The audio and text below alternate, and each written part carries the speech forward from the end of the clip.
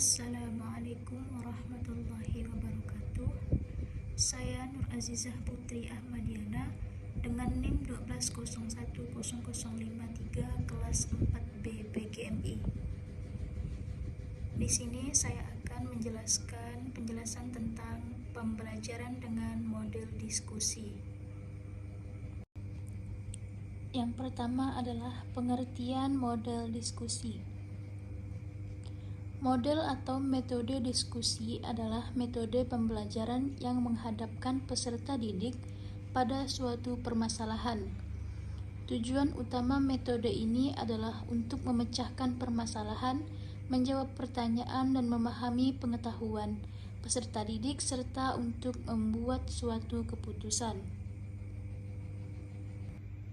Oleh karena itu, diskusi bukanlah debat yang mengadu argumentasi. Diskusi lebih bersifat bertukar pengalaman untuk menentukan keputusan tertentu secara bersama-sama. Selama ini, banyak guru yang merasa keberatan untuk menggunakan metode diskusi dalam proses pembelajaran.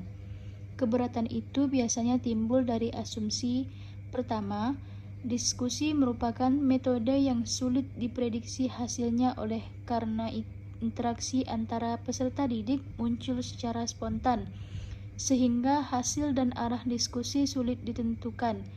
Yang kedua, diskusi biasanya memerlukan waktu yang cukup panjang, padahal waktu pembelajaran di dalam kelas sangat terbatas. Keterbatasan itu tidak mungkin dapat menghasilkan sesuatu secara tuntas. Sebenarnya, hal ini tidak perlu dirisaukan oleh guru, sebab dengan perencanaan dan persiapan yang matang, kejadian semacam itu bisa dihindari.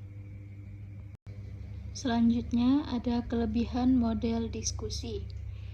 Yang pertama, menyadarkan anak didik bahwa masalah dapat dipecah dengan berbagai jalan. Yang kedua, menyadarkan anak didik bahwa dengan berdiskusi mereka saling mengemukakan pendapat secara konstruktif sehingga dapat diperoleh keputusan yang lebih baik. Dan yang terakhir, membiasakan anak didik untuk mendengarkan pendapat orang lain sekalipun berbeda dengan pendapatnya dan membiasakan bersikap toleransi. Setelah adanya kelebihan model diskusi, selanjutnya ada kekurangan model diskusi. 1. Tidak dapat dipakai dalam kelompok yang besar. Yang kedua, peserta diskusi mendapat informasi yang terbatas. Dan yang ketiga atau yang terakhir, dapat dikuasai oleh orang-orang yang suka berbicara. Setelah saya menjelaskan kelebihan dan kekurangan model diskusi, selanjutnya saya akan menyampaikan implementasi model diskusi.